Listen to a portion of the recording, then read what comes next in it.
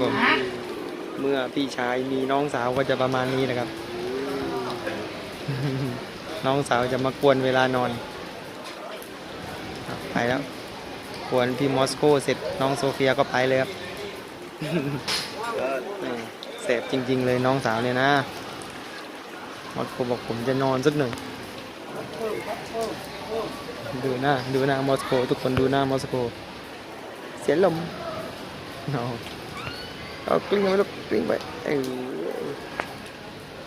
ครอบครัวตัวกลมวันนี้ฝนตกโอ้ไม่เห็นขอบป่าทองแล้ว